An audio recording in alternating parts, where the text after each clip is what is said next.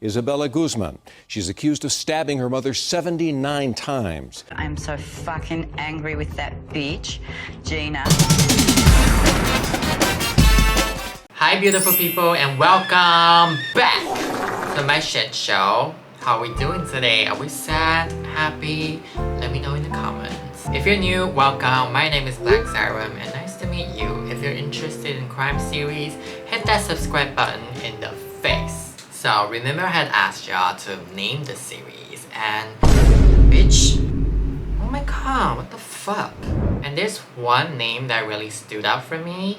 A beautiful butterfly commented, Eyebrow, and that really hit me. So I have decided to name this series Beauty and the Blade. Special shout out to this Malibosa. Thank you so much for helping me choosing the name for this series, and you're so creative, y'all.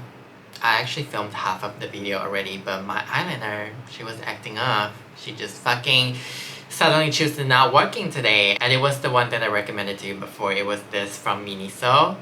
Fucking bitch. This fucking Muji Daiso wannabe, like this is trash. Like this is literally fucking garbage. I was 1 hour in and it just ruined the whole fucking makeup. So I decided to just refilm it. You know, because I'm not gonna let this incident to ruin my day. Well, shit happens. That's something you're gonna encounter when you're being a content creator. You know, sometimes maybe there's problem with the audio. Maybe I filmed the whole video and when I'm editing it, like the whole video is just off, so I have to refilm it. Like it just happens all the time. So yeah. Yay! Okay, so in today's video, we're going to talk about a TikTok sensation. A person who got viral on TikTok because apparently people think she's too pretty to be a criminal. And which got me wonder, what the fuck is wrong with this generation? What the fuck is wrong with the humanity? Don't answer that, that was a rhetorical question. Comments on the internet saying whatever that made her committing the crime, it must have been justifiable. Then she became a meme. People started to mimic her, cosplaying her, worshipping her and idolizing her like she's a celebrity. Like, what the fuck? So what happened? Well, grab some snacks, actually grab a whole meal, and let's talk about it. Isabella Guzman, she was born in June 1995 in Colorado. Her parents are Yumi Hoy and Robert Guzman, but they divorced when Isabella was young and her mother later remarried to Ryan Hoy. Growing up, Isabella has been living with her mother and her stepfather. She spent a short period of time living with her dad as well, but shortly after that she moved back with her mom. And what was the reason for that? We don't know. When you Google her name, when you type Isabella Guzman, there's only 5 pages of that. I don't know why there's such a limited information about her. Maybe the media tries to hide it, but that doesn't make any sense. If you Google Ted Bundy, if you Google John Wayne Gacy, there's literally millions of pages of them. Yeah, so that was pretty much her deal. She's famous on TikTok, but she's not famous enough for people to do research. Okay, let's redo our makeup. So apparently her upbringing was abusive as she always got sexually abused by her family members. That's according to her. She actually spoke out about how she was sexually abused by her family members but never actually mentioned by who. She never actually gave out the name who did that to her when growing up. I'm not trying to discredit her or whatever, I'm just giving you what I gathered. She was also in Jehovah's Witnesses, same to her mother and her stepfather. That's actually how they met each other because they were both in the same religious group. If you don't know what is Jehovah's Witnesses, because most Chinese people are atheists.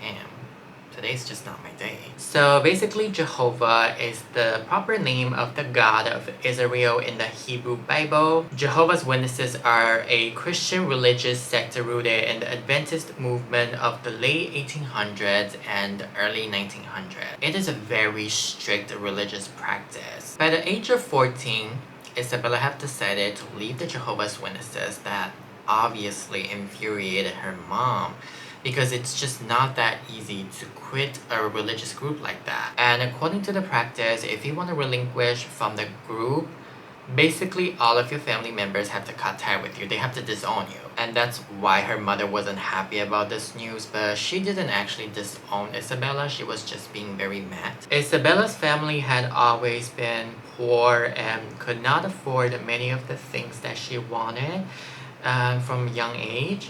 This always caused arguments between her and her parents.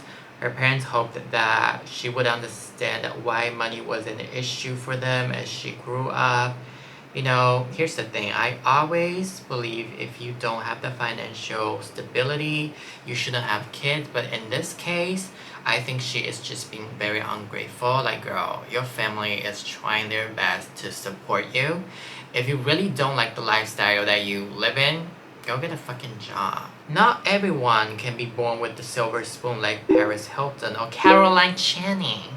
Not everyone can do that. 99% of people, they're actually struggling in life. Only that 1%, they're actually living their life. They're enjoying their life. But the rest of us are fucking struggling. So next time, don't come back as a human being. Come back as an animal. You know, I want to be a jellyfish. Yeah. So growing up, this household was pretty much filled with arguments, resentment, and this definitely influenced Isabella's adolescence. She became very rebellious, always does the opposite of what her mother says. You know what rebellious kids do. Were you a rebellious kid growing up? Let me know in the comments. So yeah, that was Isabella's childhood. They were always getting physical between Isabella and her mother. Honestly, like, it's not a healthy relationship, to be honest. She would bring different boys to the house that, to the point, there were so many different boys each week, and her stepfather sees that, tells her mother, and her mother gets in a fight with her. It's like a vicious circle that never ends. Is this healthy relationship to you? That's not healthy at all. I'm not trying to justify her behavior, her action, or her killing, but this is a toxic relationship. In August 2013, and the relationship between Isabella and her mother deteriorated quickly. And according to her stepfather, Ryan Hoy, he said Isabella became more threatening and disrespectful towards her mother. And on Tuesday, August 27, the two had a particularly nasty argument that ended in Isabella spitting in her mother's face. She spit on her mother. Imagine if your child does that to you, or vice versa, like if your parents do it to you. Spitting? Ew, that's so nasty. Y'all, I really hate spitting though. I just feel like this is so barbaric. And you know what? It's always the bitches that have bad breath and cricketies that will spit. The next morning, Yumi received an email from Isabella. I don't know why she sent her an email. Maybe she blocked her on her phone. And the email reads, "You will pay." Girl, what the fuck? Well, no shit, that scared the fuck out of me. She was like, oh my god, what the fuck am I supposed to do? Because she was so terrified of Isabella already. She gets physical, she spits on her. What's next? So she called the police, obviously, and imagine you have to call the police on your own kids. But that's just fucked up. Wow, the sun is actually going down. Should I do like this? Or like this? The police showed up that afternoon for a wellness check. They spoke to Isabella and telling her, basically the police was trying to get the fuck out of her. You know, like, you're 18 now and your mother can legally kick you out if she wants. So don't act up and do something stupid. That's basically what the police was trying to tell her. But Isabella was like, I don't give a fuck. Yumi also called Isabella's biological father, hope he can talk some sense to her.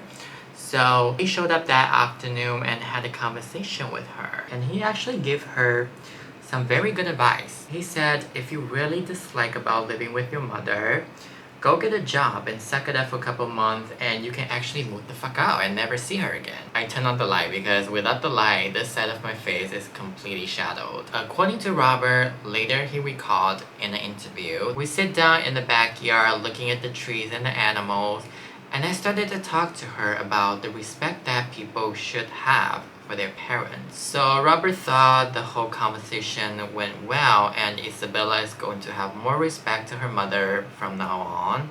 But the conversation to Isabella was goes in one ear and out the other. She was like, I don't give a flying fuck about what you say. I thought that I made progress, he continued, but just hours later he discovered that their conversation has tragically done nothing at all. On the night of August 23rd, 2013, Yumi arrived home from work around 9:30 p.m.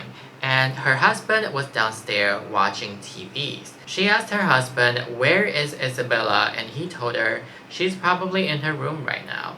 So she told her husband she was going upstairs to take a shower. I can imagine how tired she is. Arriving home after work around 9:30 p.m. Most people didn't want to take a shower anymore. They would just go straight to bed. So she told her husband, "I'm gonna see you later in our room." And her husband said, "Sure, I'll just watch some TVs then." Soon after, he heard that Yumi was screaming his name and asking for help. So he immediately rushed upstairs just in time to see Isabella slamming the door shut in front of him. He tried to push through the bathroom door, but for some reason, Isabella overpowered him. That also raised the suspicion on the internet because people were speculating, how can an 18-year-old girl overpower a grown-ass man? That doesn't make any sense. That was my initial thought as well, but come to think of it, we don't know what happened. We don't know what was going on. He was probably scared of her, you know, because he lived with her and he pretty much seen everything that happened in this house. And he probably have seen Yumi getting physical with Isabella, like he just scared of her. So, I don't know why. So he was locked out, couldn't get in. And when he saw there's blood seeping beneath the bathroom door, he rushed downstairs to call 911. Then he went back to the bathroom and the door opened. Isabella walks out, covered in blood. She was wearing a pink sports bra with pajama pants, and there's a bloody knife she was holding on her hand, pointing downwards. She didn't speak to him when she exited out the bathroom. She was just staring straight ahead when she walked past him. He ran into the bathroom and found out that Yumi was naked on the floor with a baseball bat beside her, covered in stabbing wounds. He was trying to resuscitate her, but unfortunately, she was already dead at this point. And imagine, you're trying to perform CPR on somebody who are drenched in bloodbath. Oh, that's gonna cost a lot of money in therapy. Investigators later found out that her throat had been slashed and she had been stabbed 79 times. Bitch, what? There were 30 plus stabbing on the face. Here's the thing, this is our face. It's only this big and there's no room for 30 stabbings. There's no room for that. Doesn't matter how big your face is, there's no room for 30 plus stabbings. And there's also stabbing on the neck. Basically, it's around this area. And here's the thing, I have never stabbed human beings, but I know there's skin tissues, blood, and bones inside of our flesh. It is not easy to just stab someone, let alone 79 times. That takes some resentment, willpower, and human strength to do that. That's definitely an overkill. And if you don't know what overkill means, so basically, overkill means if somebody can take you out with 2 shots, if they can fire 2 shots and you will be dead. But instead, this person fired 13 shots. Like, it's more than necessary to kill you. This is fucked up. 79 times? Like, what the fuck? 79 times. By the time the police arrived, Isabella had already fled the scene. She was like, "Bye, bitch." They quickly launched a manhunt because at this point, they knew it was her. She's not even a suspect anymore, like she is the killer. So they launched the manhunt and informing the public that she was armed and dangerous. And the next day, a police received a phone call from a pedestrian saying there's a dead body inside of a car in the parking lot. So obviously, the cops showed up and they were searching the car and finding out that this belongs to Isabella. And the dead person was Isabella, but she wasn't dead. She was just covered in her mother's blood and sleeping. And obviously, she got arrested and the police were like, "Bitch, get in the car." On the date of her arraignment hearing on September 5th in 2013, Isabella had to be dragged out of her cell because she didn't want to go to the hearing. It's almost like when you were young and your mom is trying to drag you out of your bed for school. But bitch, this is different. This is not school. This is court. This shit is so juvenile. So when she finally got to the courtroom, she just didn't give a fuck, which I'll roll the clip for you. She made a series of bizarre faces to the camera. She was smirking and pointing fingers at her eyes. It's almost like when your friend is catching you off guard, they're taking your picture without your permission, you're just like making funny faces. You're just like, no, fuck you, fuck you. It's like that to me. The whole thing happened in 2013, but she actually went viral on TikTok in 2020. People started cosplaying her, wearing an orange jumpsuit, idolizing her, saying she's too pretty, she doesn't deserve to be in prison. Her mom is actually the bad guy here. She probably did something really terrible that caused her to act like this. I was like, oh my god, this generation is fucked. They were putting her court videos with the song Sweet But Psycho by Ava Max. You know this song? Like, oh, she's sweet but a psycho, a little bit psycho. That song, they were fucking duetting with that TikTok. And I was like, oh my fucking god. Oh my god. What is wrong with humanity? What is wrong? Don't answer that. So, Isabella pleaded not guilty by reason of insanity. A doctor testified that she was suffering from paranoid schizophrenia and had experienced delusions for years. She hadn't even realized she was stabbing her mother that night, and rather she thought she was killing a woman called Cecilia in order to save the world. Girl, who the fuck do you think you are? Wonder Woman? The judge accepted her plea of not guilty by reason of insanity and sent her to the Colorado Mental Health Institution, where he ordered her to stay there until she was no longer a danger to herself and to her communities, to the society. She actually has spoken now in 2020. Was it 2020 or 2021? But there was a video online of her like during the pandemic. She was actually in an interview and talking about her update. She said that she's not mentally ill anymore. There's something that she said in the video really left a bad taste in my mouth. So basically she was saying like how she killed her mother. She was so sorry about that. Then she showed the camera. She said, I actually got injured that night as well by killing my mother. Like she showed her scar to the camera. She's like, oh my god, can you see my scar? I was like, there's a scar. Bitch. The fight with my mom was terrible, and I was injured in the process. I have the scars on my hands. I don't know if you can see or... Bitch, I farted.